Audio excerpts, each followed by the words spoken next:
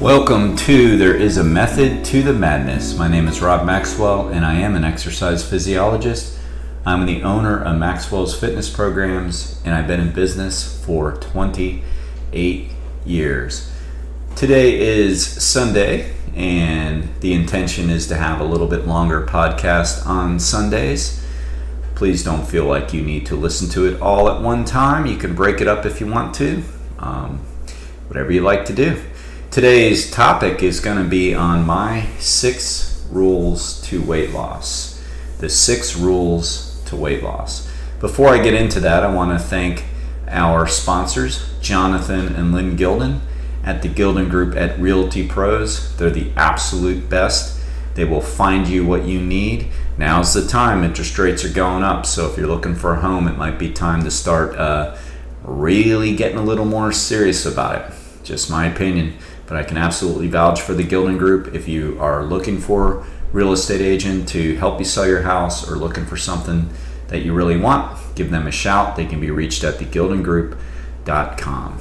All right, so for today, I want to talk about weight loss. Now, as I've said many times, and I don't try to be funny about this because it really is the absolute truth. If you want to lose weight, you've got to eat less, period. You've got to eat less. It comes down to that some way, somehow. It takes a deficit of 3,500 calories to lose 1 pound. All right, so with the Method to the Madness podcast and my book, I like to talk a little bit about why things are true. So you may have heard experts tell you to cut back maybe 500 calories a day and you will lose 1 pound per week. That's true if you truly are creating a deficit into it. And sometimes people just cut back 500 calories and they are eating like 5,000 calories a day. So that's probably not going to give them a deficit. They're probably still in a surplus by like 3,500 calories. But if you cut back from what you actually need, like your basic metabolism, like what is it that you need to function during the day, night, 24 hours at a time, whatever it might be. Most males can function around 2,200 calories a day, total estimate here. Most females, somewhere around 1,400 and 1,500. That's not including exercise and activity. I'm just talking about normal day-to-day stuff. So if we're going to lose weight, we need to create a deficit from their normal day-to-day stuff, their resting metabolic rate. So a deficit needs to be created, whether it comes from diet or activity. My next book coming out is titled You Cannot Outrun a Poor Diet, and I know that was a chapter in my book, if you read my book, because it's really basically true. Now, technically, it's not true. I mean, technically, if your diet really sucks and you run 20 miles a day or whatever it takes, or even more, or if your activity, running, of course, is a metaphor here, but like any activity you do, if you did so much of it, you can technically outrun a poor diet, but it's not likely. It's a lot easier to eat too much than it is to put in hours and hours of exercise. So really, practically speaking, you just can't. And as I've talked about in the past, I've seen people literally gain weight on a marathon training plan. A marathon training plan that I've put people on where they're running upward to 80 miles a week and they still gained weight. I've seen it happen. I'm not knocking the person. It just means that it's kind of human nature to say, well, I'm doing this and I'm doing that, so I therefore deserve this and deserve that. And that might be the case if you're happy with your weight or you even want to gain a little weight, sure.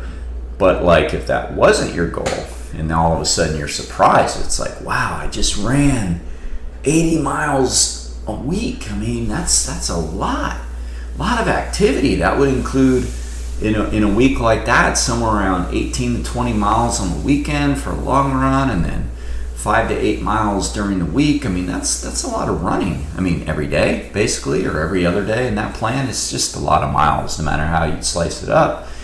But, you know, a bagel has 350 calories, and if you stop at a Panera or a place like that and you put the cream cheese, now you're talking 500.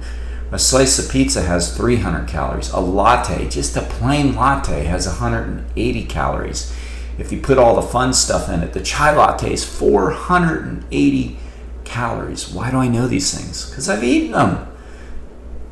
Bottom line, right? We've all loved these things here or there. But if we learn really what we're doing, we might start to take on a little bit better habits. So I rambled on long enough about that. But the bottom line is you really can't outrun a poor diet. So to lose weight, we do have to eat less. We definitely have to eat less than what we're currently eating, right? That just makes sense.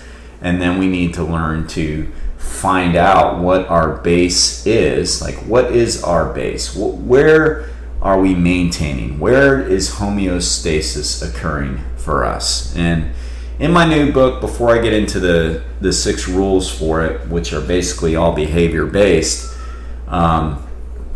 I give the foundation of how to basically get started on that.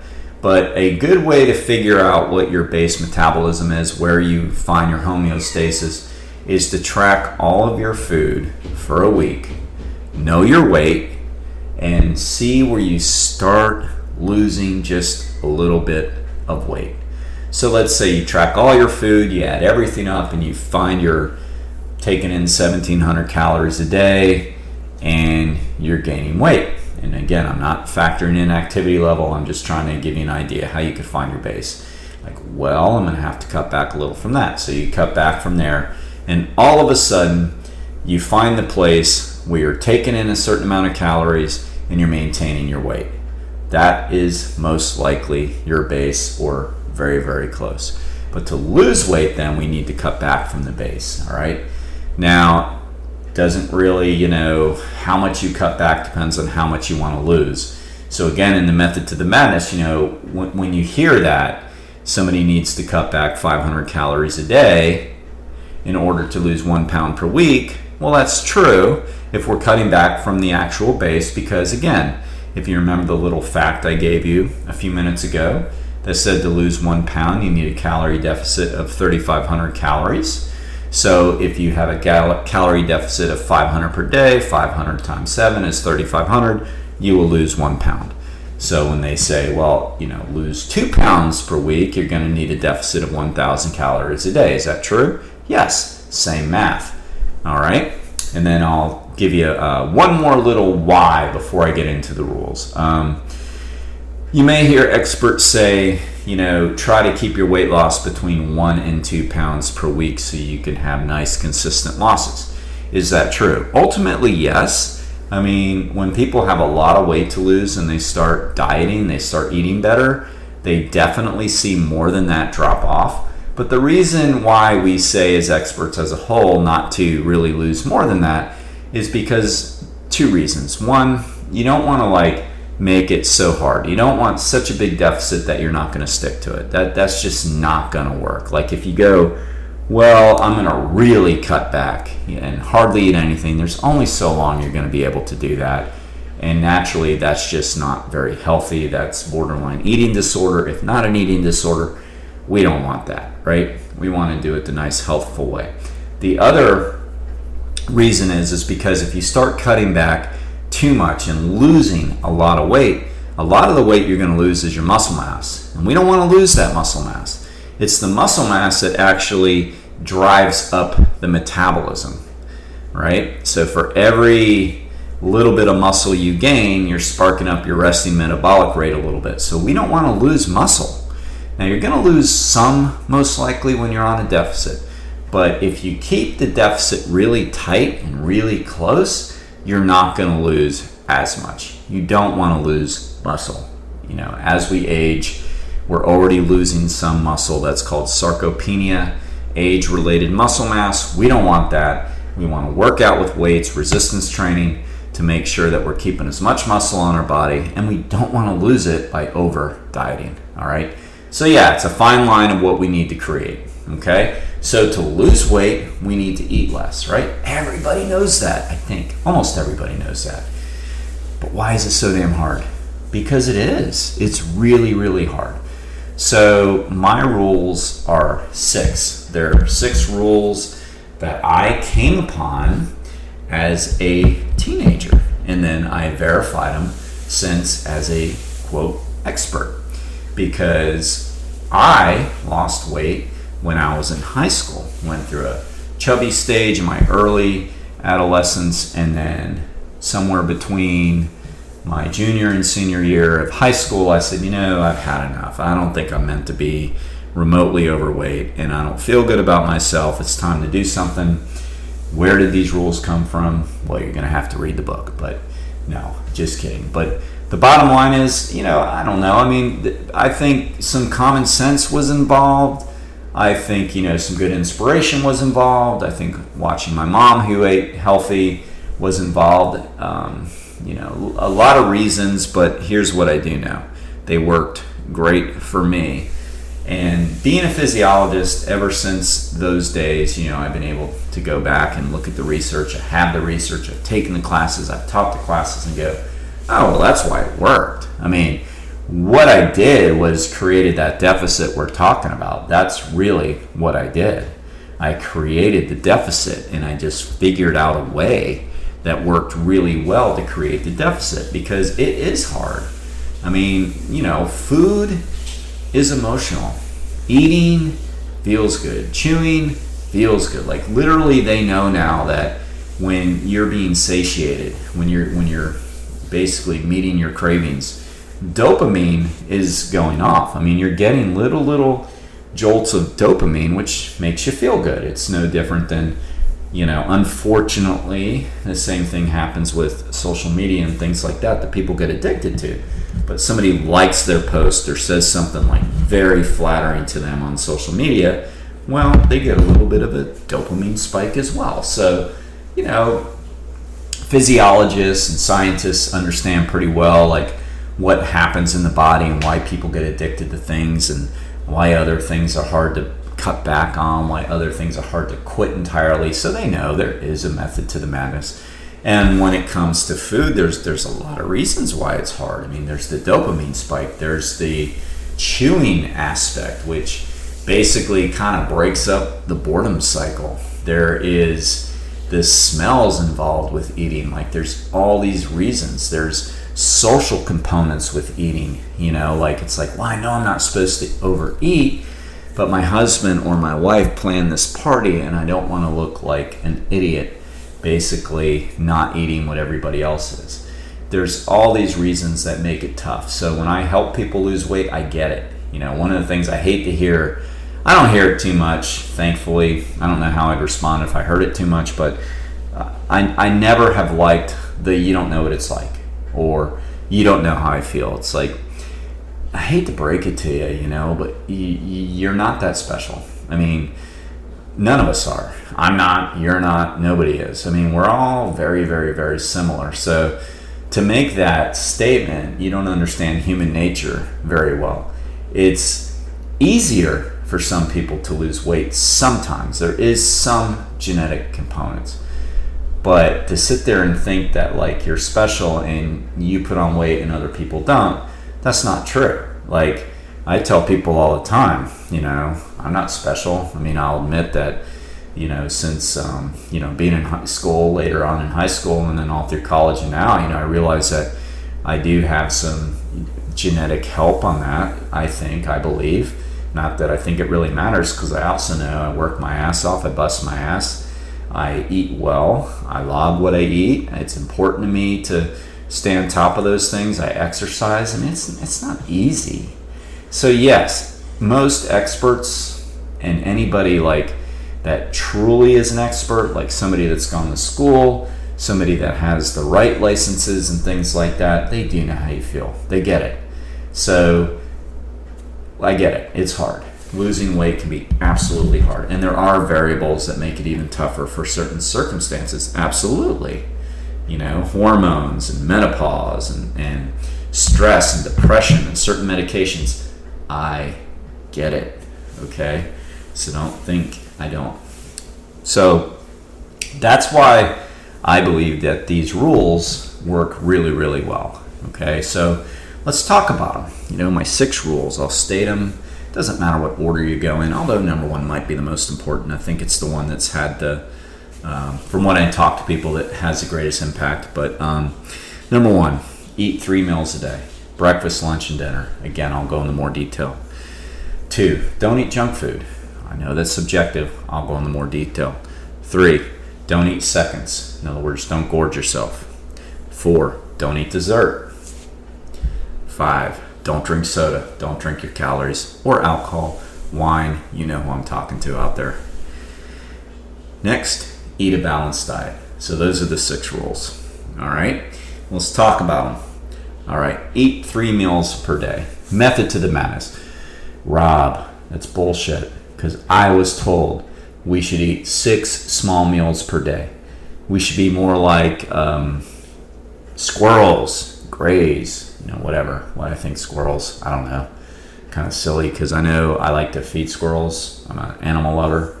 And like when I throw peanuts outside my door, which I do, they hammer them, right? They're at any time of day, so I don't know why. Who cares, right? All right, so yes, you've heard that you should eat 6 meals per day, 6 small meals per day. Let me tell you where that comes from. Method to the madness. Let's break it down. That comes from some research done called the thermic effect of feeding, TEF, thermic effect of feeding. That's where that research came from. And then, like everything, somebody then thinks they're an expert, takes that research and says, oh, well then, let's do this. So what the thermic effect of feeding basically is we burn calories 3 different ways, only 3. There is absolutely a test if you're a client of mine on this and you've listened to this, and you better have. So yeah, I'm going to ask you, what are the 3 ways we burn calories? Well, number 1 is our basal metabolic rate. That burns between 60 and 70% of our calories. Number 2, physical activity. So activity plus exercise. Physical activity, 15 to 30% of a calorie burn. And then finally, the least amount, thermic effect of feeding, 5 to 10%. So that means at the minimum, when you eat, you're burning 5%. So in other words, what the people who extrapolated the research, but not the real scientists, but the pseudoscientists said, so if that's the case, then if we eat more, we're going to be burning more. Well, no, that's not what it says. Thermic effect of feeding just says that when you eat, you are cranking up the furnace. You're making everything a little bit hotter. You're cranking up the furnace. You're making your organs work to digest that meal, and that work costs calories. That's true. But remember, that's 5 to 10%. So yes, in a perfect world, eating 6 or 8 or 10 small meals per day can benefit you compared to if you ate less meals per day because of the thermic effect of feeding. I think we all realize that there's absolutely nothing perfect in this life. So there is no way this is going to be perfect either. If you tracked everything down to the exact gram of what you ate every day, yes, it could work. But here's what usually happens. Now, thermic effect of feeding was kind of brought to mainstream media in the 80s and 90s, right? That's when they switched from the 3 meals a day, breakfast, lunch, and dinner. When I say they, the pseudoscientists, and sometimes the government scientists too, came out with the My Pyramid and different things that kind of alluded to that as well. So, it's not just the pseudoscientists. I get it. There was some pretty compelling books written that said to do it. But that came out in the 80s, basically, and we've kind of been dealing with it ever since. And, well, I don't know. I'm a little optimistic to think we're trending in the right direction now. Not with weight loss yet, but I think people are starting to understand it better. But anyway, if that's the case, then you would see a giant, massive weight decline, or at least a decline in those decades I just mentioned. but that's not what happened. We gained even more weight during those decades. Sure, there's other reasons why, along with that reason, but I really do believe, and this is my opinion, that was one of the reasons too. Because what happens is people hear 6 small meals per day and they just eat 6 times a day. They forget the small part. The small part's critical, but they forget it. They're like, well, I heard it's better to eat 6 times a day, so they have a breakfast and then they kind of have a second breakfast, or they have a huge smoothie. Huge. Some smoothies can be really good and some can be 800 calories, right? Then they have a lunch. Then they have another smoothie, or maybe just another lunch. Then they have a dinner. And then maybe they eat a little bit later because they heard if they eat later, they're sparking up their metabolism before they go to bed. And then the rest of us scratch our heads and go, no, you're just eating before you go to bed, adding the calories. How on earth do you lose weight by eating more? I don't know, but some people think that. Not anymore, right? So that's the problem. Human nature says basically that you're gonna overeat if you're told you can eat more frequently. And the biggest trick I've ever given anybody that just works so well is the opposite of that. It's called delaying the gratification. Just delay it. Don't say, I'm never going to eat pizza again. That's silly. Don't say, I'm not going to have chocolate candy ever again. Don't say, I'm not going to, ever do this. Just say, I'm not going to do it right now. I'm good. I feel pretty full, pretty satiated, and I'm going to wait till lunch. Just push it off. I can wait for 4 hours.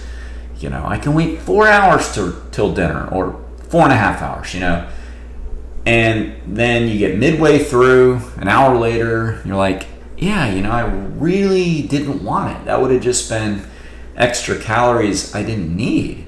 So, if you're always eating, you're never delaying the gratification. And delaying the gratification is one of the best ways, really, to lose weight. And Alcoholics Anonymous has been preaching it forever, right?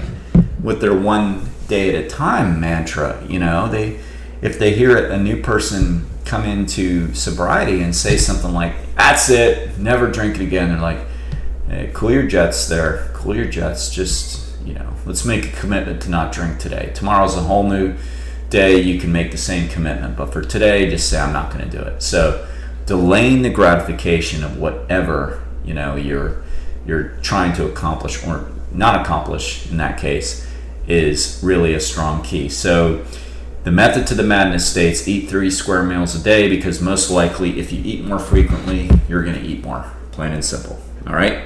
That's rule number 1. Rule number 2, don't eat junk food.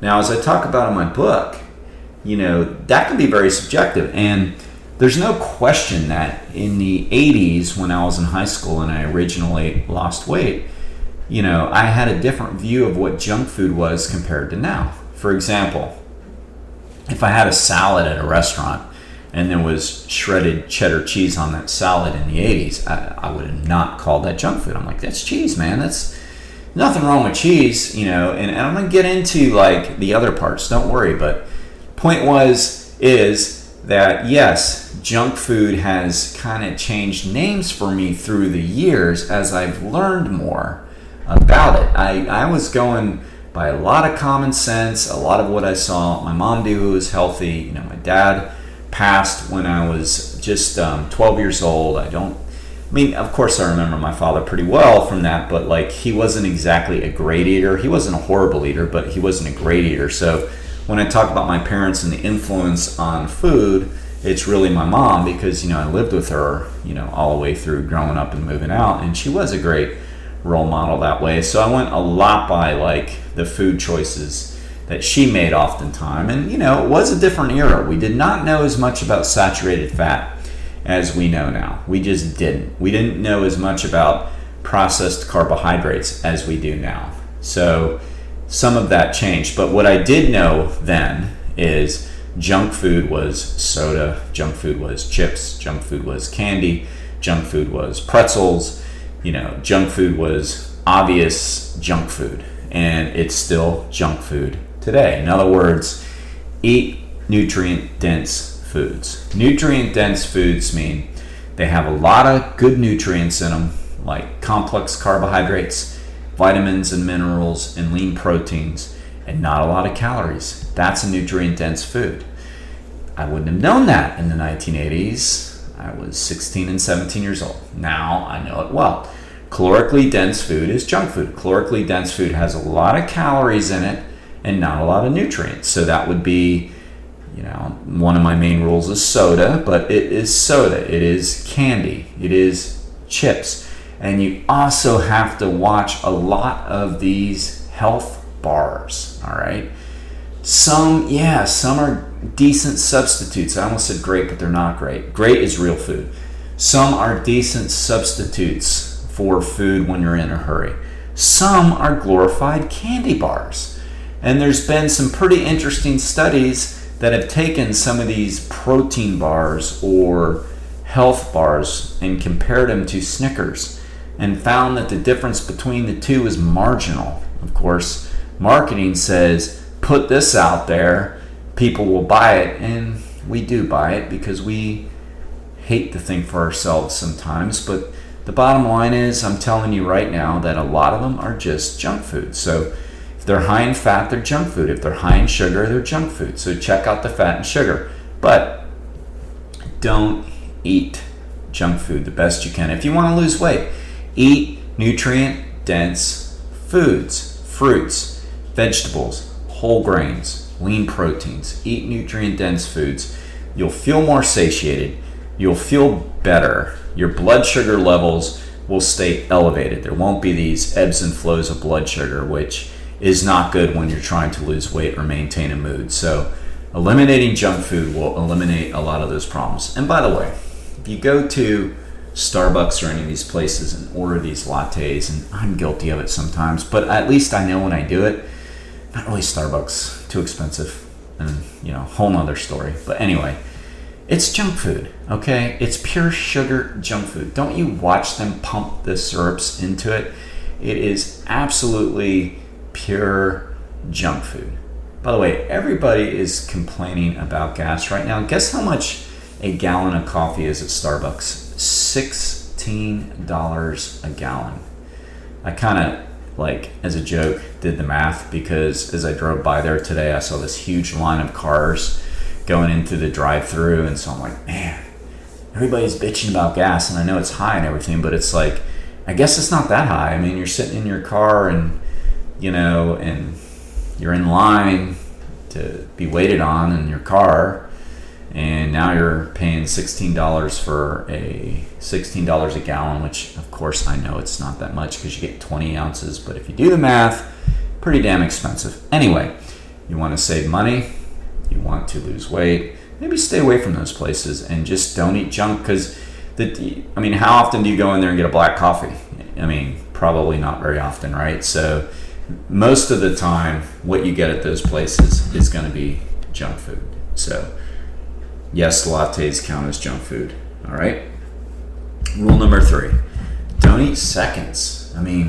Again, I call it seconds. So the meat of the matter is don't gorge, don't overeat, don't binge. Get enough of what you need, which I know is relatively subjective, but if you are counting your calories and paying attention and looking at that, then you kind of hopefully know that you're not binging at that point. But eliminating seconds will help you do that. Get out one plate, put on your scoop of brown rice or whole wheat pasta or quinoa, your lean protein source, good vegetable, and call it a day. Or if it's breakfast, something similar to that. But eliminating seconds is a really, really good way. Again, all of these rules are behavioral rules. I already told you the physiology is you have to eat less than you put in your body. That's the physiology. I'm trying to help you get there with these rules, and this rule is a biggie. Don't eat seconds. Just get a plate load of what you're eating, and then that's it. And then practice delayed gratification. We're getting dopamine spikes when we eat, and especially when we eat more sugar and fat. So sure, we're going to go, oh man, more. I want another scoop of this. I want another potato. I want another piece of chicken. I want another, I want this. I want that. Of course, just know that that's normal. Just know that that's your physiology going off, but also know that that will pass. And in 10 minutes, 15 minutes or so, you'll go, I really didn't want that after all. It will pass. Delay the gratification. Eat one plate, move on. Don't binge. Binging is one of the easiest ways to take in a multitude of calories and not even realize it. So it's a rule that really, really works for you. Don't eat seconds. Number 4, don't eat dessert. I jokingly say in the book, isn't everything we eat today dessert? I mean, I did some research on dessert, and it originally came way back, and it's common sense as to why it came about. Nobody wanted to eat, well, I shouldn't say nobody, I'm sure when you're hungry enough, anything tastes good, but most people didn't want to eat the food served. It wasn't exactly appealing centuries ago, and dessert dates back centuries. I wanted to say exactly what it was, and then I don't remember the date, so that's why I hesitated, but I believe it was in the 16th century when dessert was first recognized as dessert. So obviously they didn't have the spices we have now as far as utilized all the time. They didn't have all the processed sugar. They didn't have the cooking means that we had. So I imagine the diet was pretty damn bland compared to how we eat today, right? So, certain desserts were made to basically satisfy people to eat their main dinner, lunch, whatever. So it came about like we think it would, here's a little extra because you ate your meal type of thing. And then there was other stories, historical stories that said it came about for parties and all this different type of stuff. But the bottom line is, the point I'm trying to make on that is, I'm guessing, I don't go back that far, I'm guessing that the food wasn't nearly as tasty as it is today. But I mean, isn't all food today dessert? I mean, do we really need that extra little bit or a lot of calories added on? I'm not saying, remember, these rules are these rules are to help you lose weight. And these rules are also there to be modified once you reach a certain point you're happy with. These are just rules to help you get there that I think work really well. But think about it. You go and you have, say, a burrito for lunch. You make it relatively healthy, right? You get the wrap, you have black beans in it, you have rice, you have tomatoes, lettuce. I mean, that's pretty good, right? But no matter what, and let's say you got it out at a restaurant, that damn burrito tastes pretty good. So do you really need dessert on top of dessert? I mean, do we really need it these days? Again, there are reasons why it can be an effective tool to utilize once you get to a certain point. Kind of maybe helps people not eat so much if they know they're going to have a little bit of this afterwards. Absolutely, these rules are not hard and fast, right? And I do think that works for some people, and there's nothing wrong with it. Again, once you reach a certain weight, the point is that, do you need it? Do you need it? And what is the dessert? I mean, you get a piece of key lime pie, which I love, but man, special occasion, absolutely. But let's say you have something like that all the time.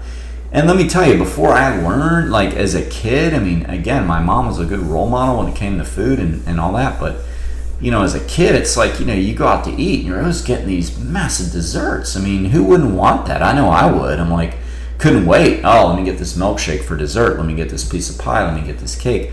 I mean, we're talking just loaded with empty calories.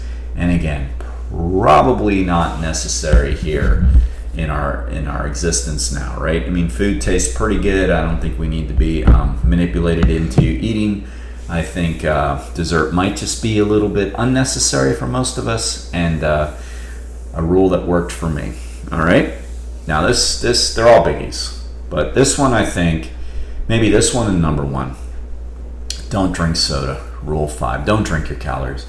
You talk about pure junk food. There is maybe nothing more out there than Coca-Cola being a junk food, Pepsi being a junk food, RC, whatever, Dr. Pepper, wine, that's a little bit different, but, drinking your calories is absolutely a way to put on so much weight in a short period of time if you're not burning it off, which I already explained is very, very hard to do. I mean, there is so much sugar and so many calories in a soda that is unnecessary. It's not doing anything for you, literally. Now, I'll take that back. If you're running a marathon and you're at mile 20, you're going to find that they are offering flat Coca-Cola or flat cola of whatever brand at most of these mile stops. Why? Because the sugar does increase the blood sugar as you're running, and the flat part of it doesn't upset your stomach. So it's going to be flat soda, flat Coca-Cola typically. So yeah, there you go. It helps. And Coca-Cola originally was made for stomach. It was more of a medicine way back. So again, anyway, we all know it tastes good. We all have it here or there. All of us have had it here or there. I mean, I'm again not acting innocent here. I mean, you talk about somebody that used to drink a lot of soda, and then even after being thin and fit most of my adult life, still enjoying it here or there, but knowing it's absolute junk food, doing nothing for me productive. Nothing for me. The only thing I can say that maybe it does, and I think it still could, is like a year ago, a little bit over a year ago when I had COVID. I mean, just getting something into my system, and then something that could potentially settle the stomach a little bit, which it can. I mean, again, it can. Even then, though, my appetite was so horrible, I couldn't even drink any Coca-Cola.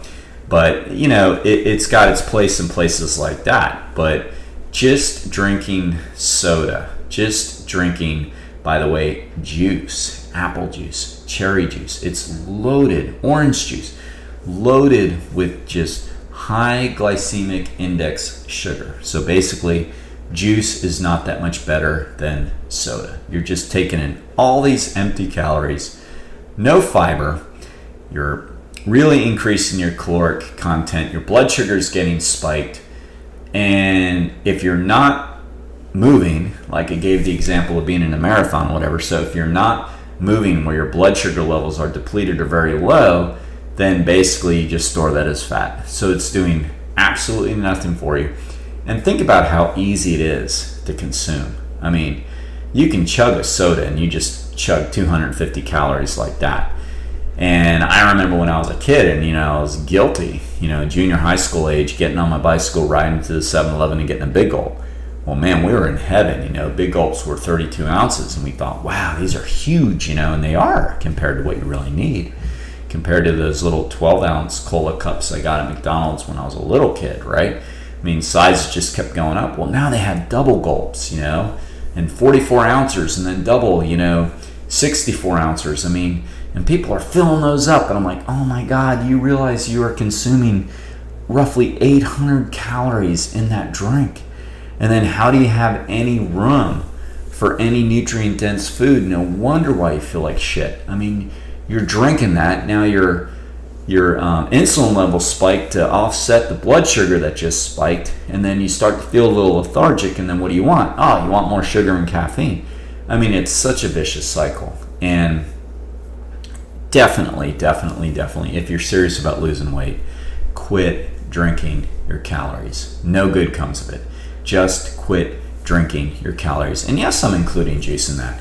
You want apple juice? Eat an apple. You want orange juice? Eat the orange. So there's just very high concentrated sugar when you're drinking juices. And again, yes, I get it. There are reasons to have it. If you're diabetic and you have a blood sugar crash, yes, you need Coke, you need juice. I get it. I'm talking about day-to-day trying to lose weight.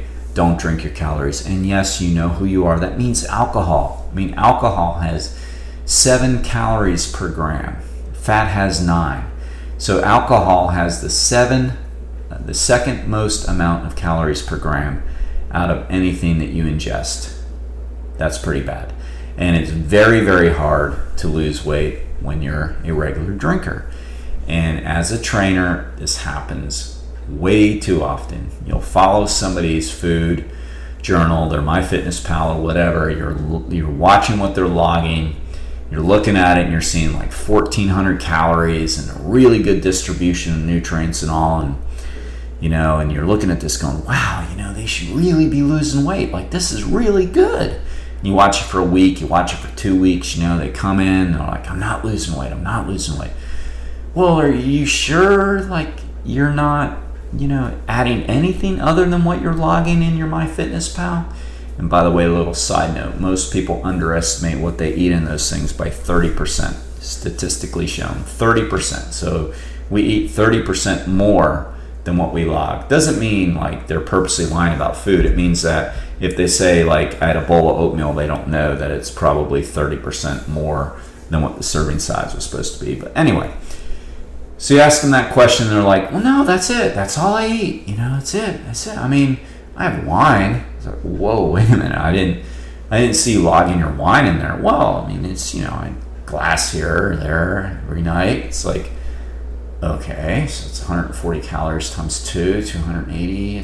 And then most of the time when they're kind of like not telling you that they're putting it in there, it's more than like what they're telling you. So the bottom line is we see it all the time. I don't know if it's that people honestly think wine is calorie free or liquor, doesn't matter. Like, well, I don't drink beer, it's Jack Daniels. Like, yeah, alcohol's 7 calories per gram. It doesn't mean it has to be beer. Any alcohol, is very fattening, so to say. But so I don't know if it's like that or if it's just because there's shame involved. Like they don't want to admit it, and it's probably more that. But the bottom line is, for yourself, you shouldn't be putting in your food into your MyFitnessPal or whatever. So you're, the only reason so your trainer can check on you, it's to help you as a tool. So you want to be as honest as you can when you log. But to make a long story short on that, you just cannot drink your calories if you're trying to lose weight. It just too many empty calories and then not enough room for the good stuff. All right. And the final rule is keep your meals balanced. Don't just eat one thing. Keep the meals balanced. All right. There's no such thing as an effective ketogenic diet, low carb diet, high protein diet, Scarsdale diet, Atkins diet, whatever. All of that is bullshit. It is not true. I've researched it. I know what the science says. Plus, I've researched it. So one of the things I did when I was an instructor teaching sports medicine and teaching the nutrition classes, I wanted to really break down the Atkins diet for the students so they can really see what's going on. And the Atkins diet was the keto diet before keto was cool, right?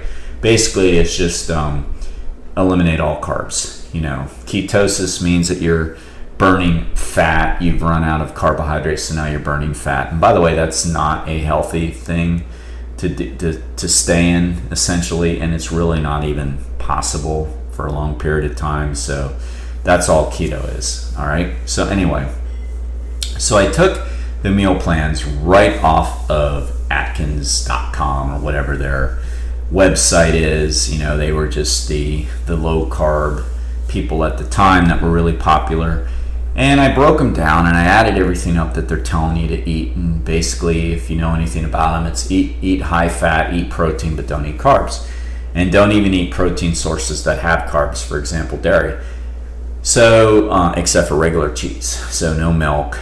And so I added everything up. And what I found was if you followed the traditional Atkins diet that they put on their website, not the propaganda where they said eat all you want of fat and protein, but don't eat carbs. Not that, because Americans love to hear all you want of something. I mean, I hate to say it, but we don't have a lot of temperance when it comes to that.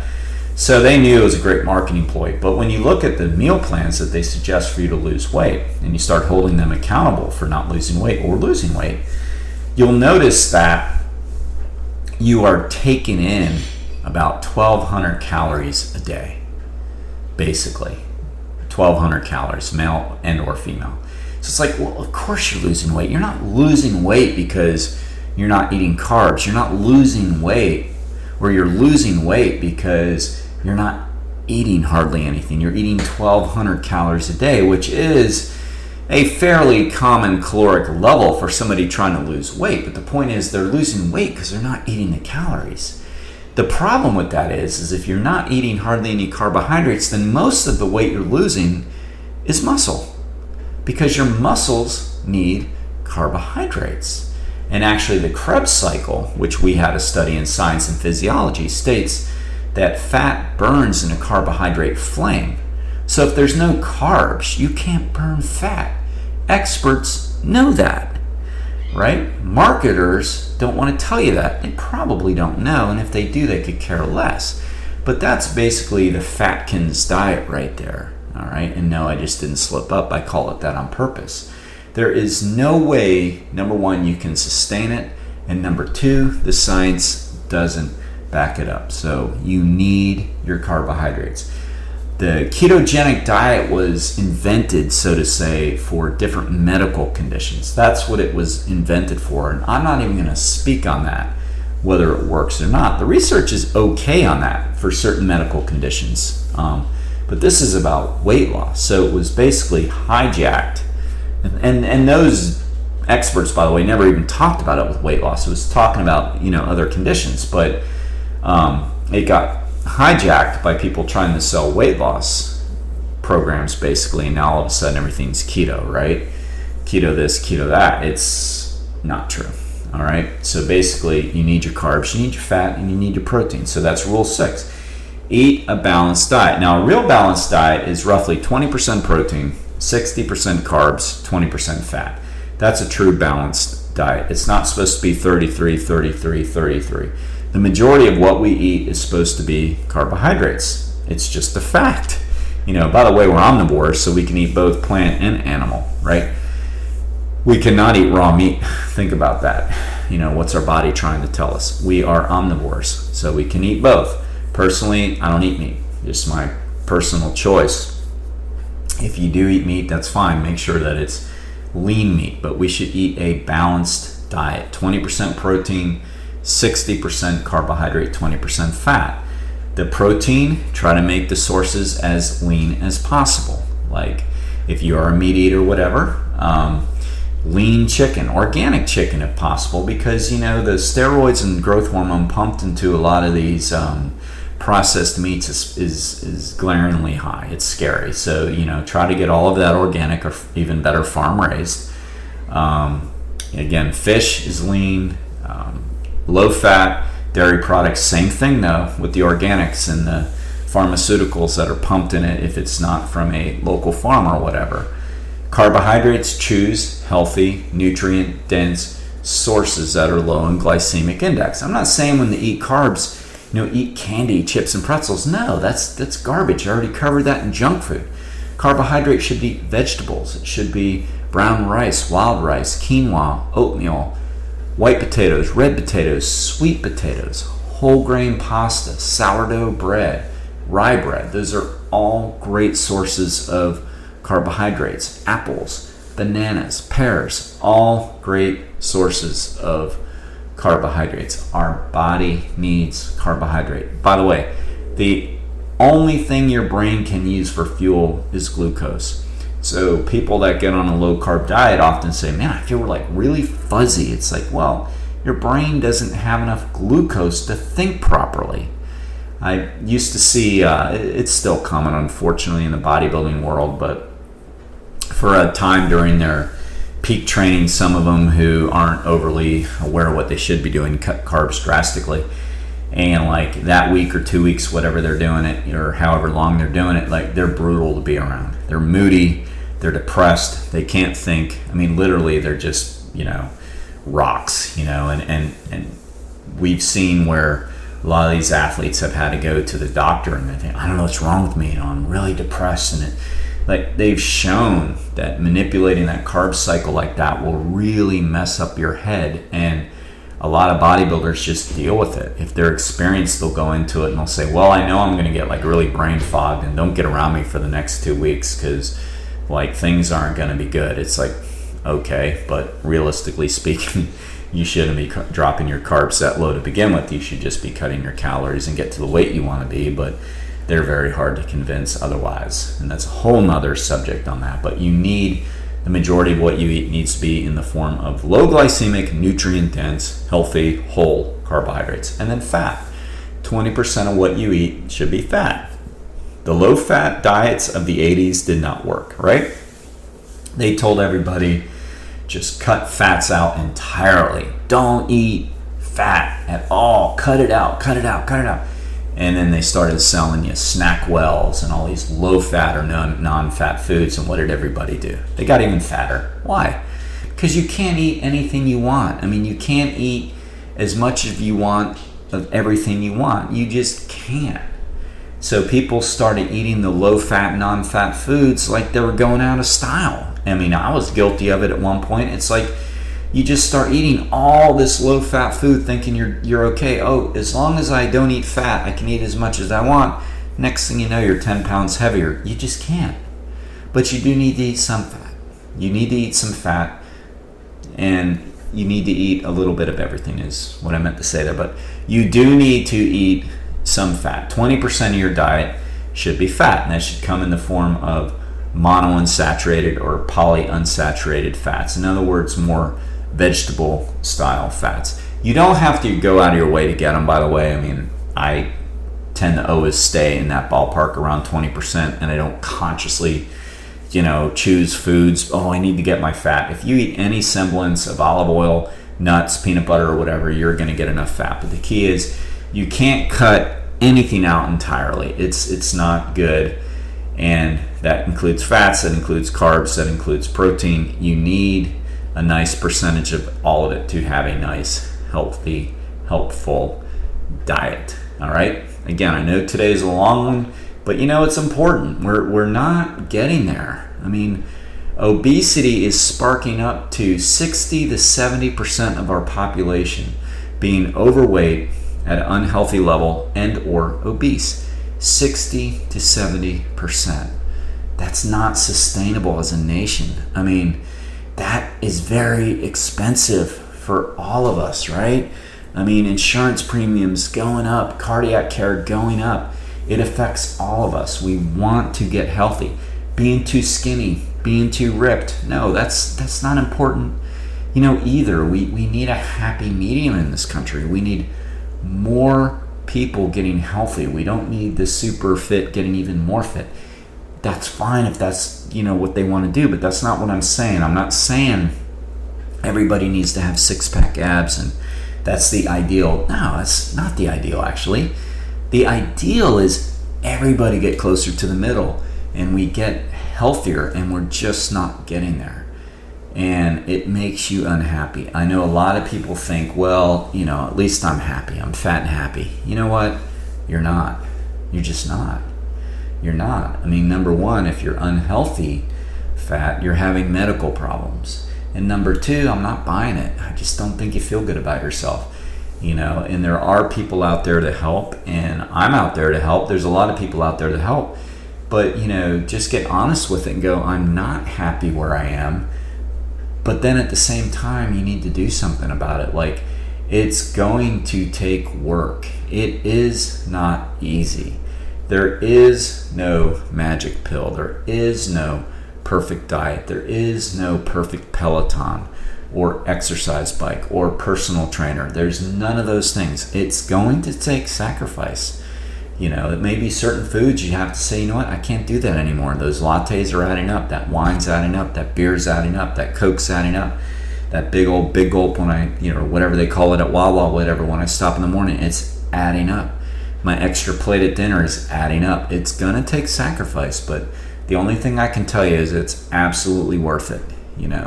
That's not what true happiness is anyway. Anytime you're feeding any form of an addiction, that's not true happiness. You feel better for a little bit, but then you feel worse, right? So that's today's message, and I really hope it helps. Please share this. Please rate us. If you would, please rate whatever you're listening to it on, and whether it be Spotify or Apple Podcasts or iHeartRadio, whatever. Please rate the show. I mean, we could really appreciate it. And until next time, be Max Fit, be Max Well.